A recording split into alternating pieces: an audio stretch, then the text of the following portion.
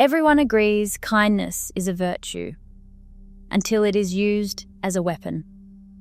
A simple favor at work quietly becomes an unpaid job. A caring partner's check-in starts to feel like surveillance. Conditional niceness is not just uncomfortable. It is a calculated strategy that rewires your boundaries and erodes your confidence, especially if you are the one always giving in. How does something so positive end up ruining your sense of self, and how can you spot the early warning signs? A fluorescent light hums above the open-plan office, where the day starts with a gentle, almost offhand request. A coworker, name unimportant but instantly familiar, leans over the divider. The coworker says, "Hey, I'm swamped. Could you help me send out the monthly update?" You're always so organized. The ask is simple, wrapped in praise, and takes just a few minutes. There is no mention of pay, overtime, or even official recognition. It's just a favor between colleagues. The next week, the same request lands in your inbox. This time it comes with a smiley face and a quick, "You're a lifesaver." No one else seems to notice, and it feels easier to say yes than to risk seeming unhelpful. The language is light, but the pattern is heavy. "You're so good at this, you don't mind, right? It's just this once again." Each phrase is a thread, and before long, the threads tighten into a net. Workplace linguistics have a way of making unpaid labor sound like a compliment. Tasks are framed as opportunities for growth or teamwork, never as extra work. "Could you just," and "would you mind," become part of the office dialect, softening the reality that the task is not in your job description. The favor, once voluntary, becomes routine. By the third month, the monthly update is yours entirely. It is not a request anymore, it is an expectation. No one remembers how it started. The original coworker now forwards the template, sometimes with a thank you, sometimes not at all. This is how the cycle takes root. The boundary between helping and being taken advantage of blurs until it is invisible. The office does not reward the extra effort. It absorbs it. The language shifts too. "You're always so reliable" becomes code for "you will never say no."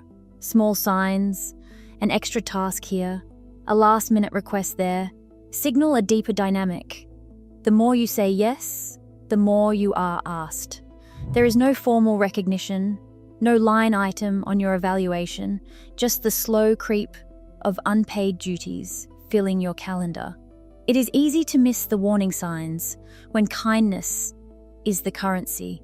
A favor morphs into a job, and the cost is measured in time, energy, and self-respect. The pressure is not loud or obvious. It is woven into the everyday, hiding behind friendly language and office banter.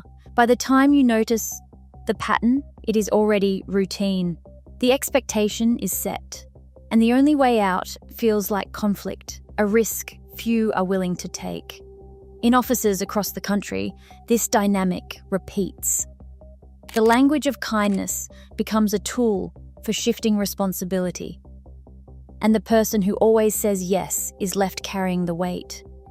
The early warning signs are subtle: unsolicited praise, casual requests, and tasks that quietly become yours. The stakes are real, even if the harm is hard to name. In the world of work, weaponized kindness does not look like aggression. It looks like a favor that never ends. A phone sits on the kitchen counter, screen face down. The evening is quiet, but tension hums beneath the surface. A partner, voice soft and casual, asks, "Who was texting you just now?" There is no accusation, only a smile and a gentle hand on your shoulder. "I just worry it is because I care." The words land with warmth, yet something inside you tightens. You unlock your phone and hand it over, not because you want to, but because refusing feels like picking a fight.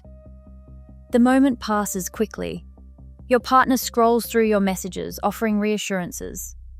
I trust you. I just want to make sure everything is okay. Later, another check. Let us share passwords, just in case.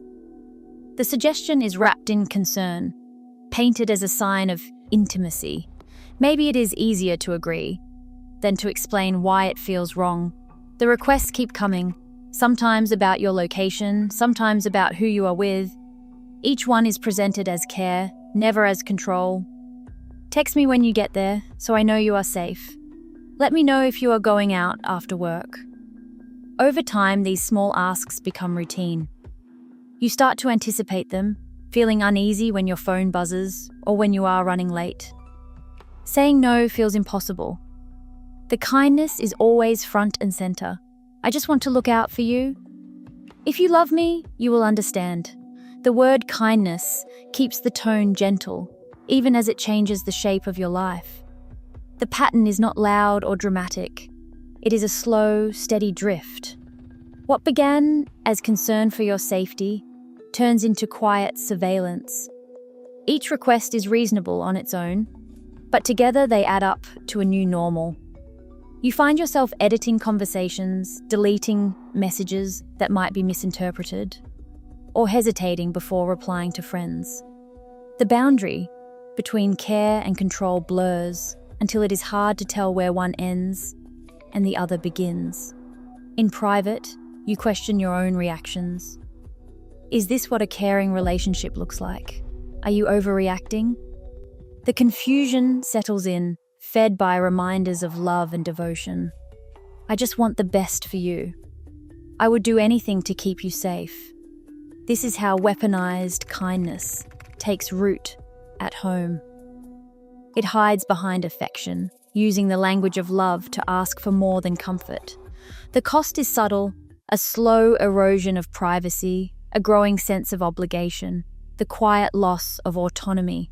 Each act is disguised as protection, but the effect is the same: a tightening grip, a shrinking world, and a question that lingers long after the phone is set down. When did care become control? A neighbor knocks on your door, holding a plate of cookies. You thank them, and a week later they ask if you will water their plants while they are away. It is a small favor, and after all, they brought cookies. How could you say no? This is reciprocity in action, an unwritten rule that shapes nearly every social exchange. Psychologists have studied this for decades, tracing how even unsolicited acts of kindness create a sense of obligation. Robert Cialdini's research in the 1980s found that when someone receives a favor, no matter how minor, they feel a subconscious debt. That debt does not disappear. It lingers, nudging people to repay, often with more than was given. In offices, this rule is everywhere. A manager brings coffee for the team, then later asks for volunteers to stay late. The request feels less like a demand and more like a natural return of the favor. Studies on behavioral persuasion show that people comply with requests at much higher rates if they have received something first, even if the original gesture was trivial. This is the foot in the door technique. Start with a small ask, then escalate. Once someone agrees to a minor request, the next one, slightly bigger, seems reasonable. Over time, the asks grow, and the pattern becomes hard to break.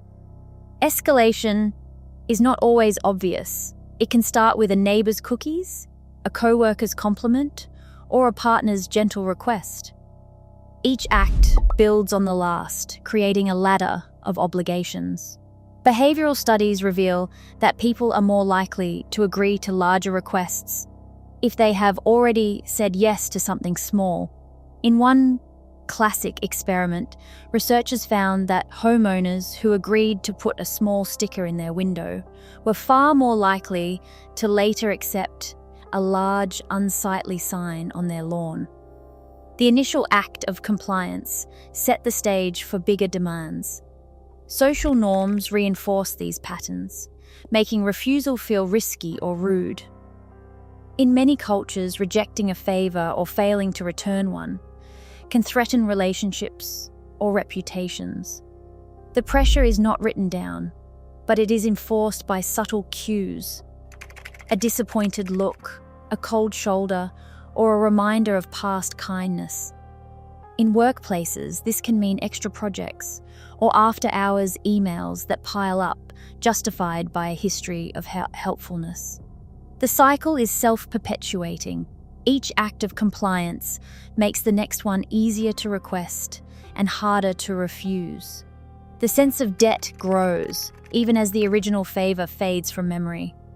Behavioral persuasion research shows that people often underestimate how much these social rules influence their choices.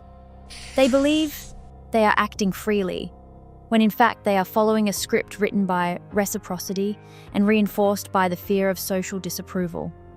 Reciprocity does not just shape individual actions, it sets the stage for escalation. What starts as kindness can become a lever for control, especially when combined with social norms that equate niceness with virtue and refusal with selfishness. The cost is not always measured in money or time.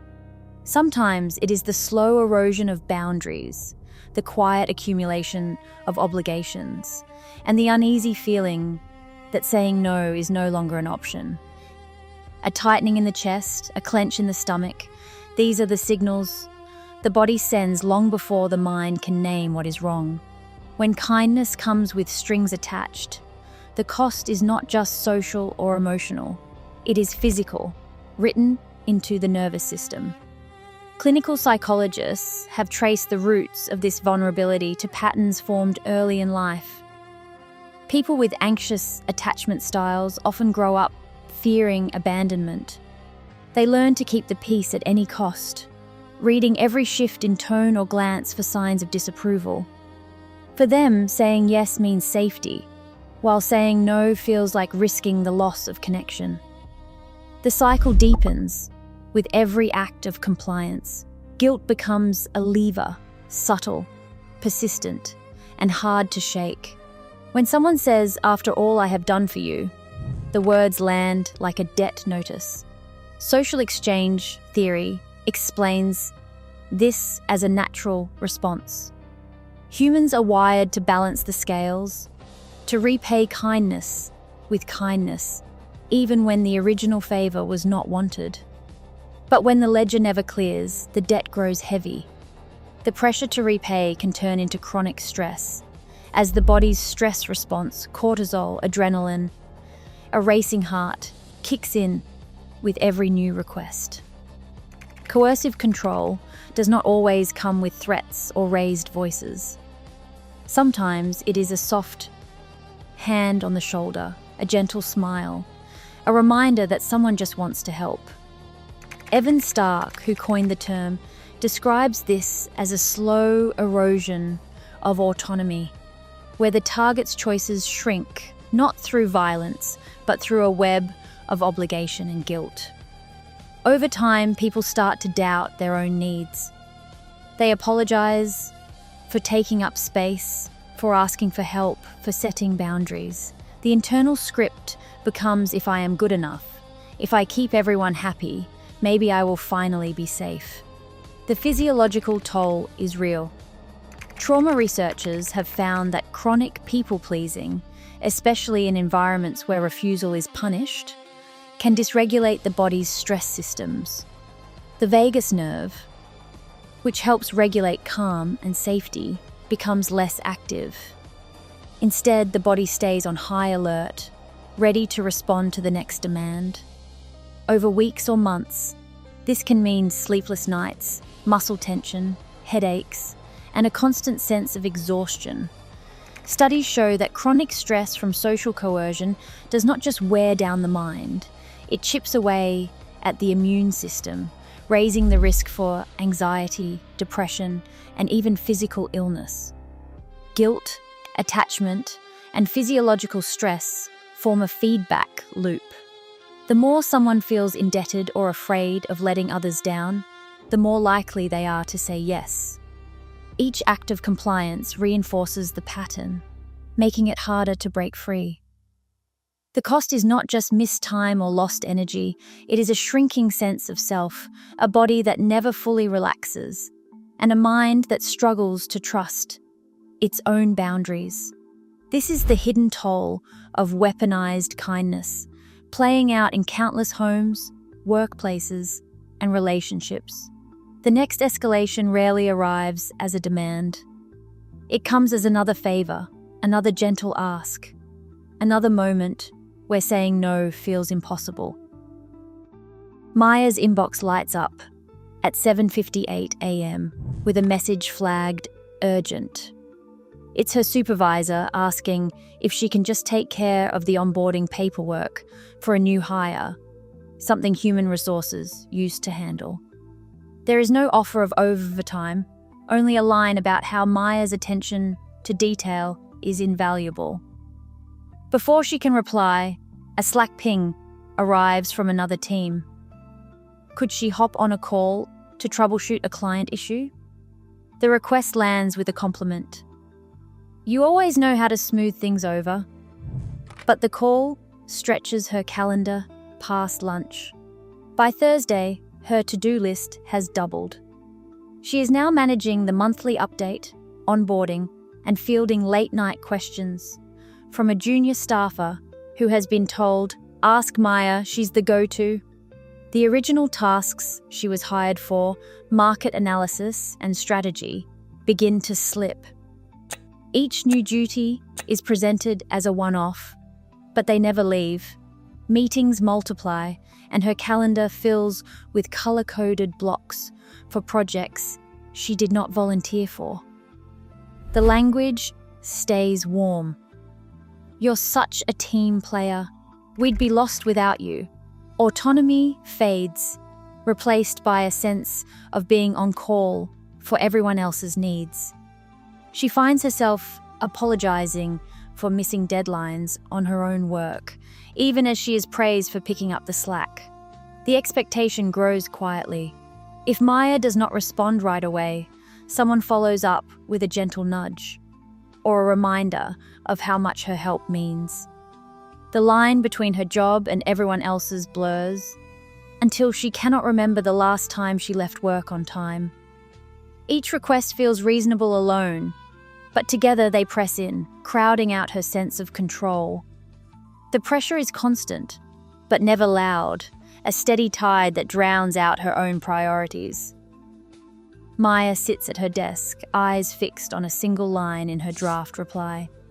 "I can't take this on." The words feel heavier than the rest of her inbox.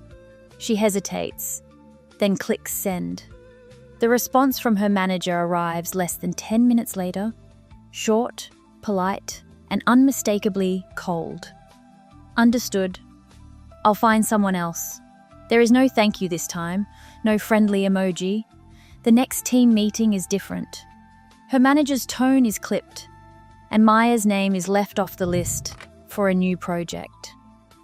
Later that week, a colleague mentions Maya's lack of flexibility in passing, echoing a phrase she has never heard before. The shift is subtle but sharp. Tasks she once managed are reassigned without explanation. Praise dries up. When she asks for feedback on her core work, the conversation circles back to team spirit and going the extra mile. The message is clear: refusal carries a price. In private, Maya replays the moment she said no, wondering if she overreacted. The emotional toll sets in, tightness in her chest, restless nights, a sense of being watched. For women, the fallout lands harder. Studies show that when women set boundaries at work, they face faster backlash than men, losing out on opportunities, facing whispers about attitude, and feeling the chill of being labelled difficult. The expectation to be accommodating is not written in any handbook, but it is enforced all the same. Power imbalances flare in these moments as kindness turns into a weapon for compliance. Maya's refusal is not just about one task, it is a flashpoint that redraws the boundaries of respect, trust, and self-worth, at least for now. Right now, blurred boundaries and unspoken pressures shape daily life at work and home. As compliance masquerades as compassion, the cost is invisible until it isn't.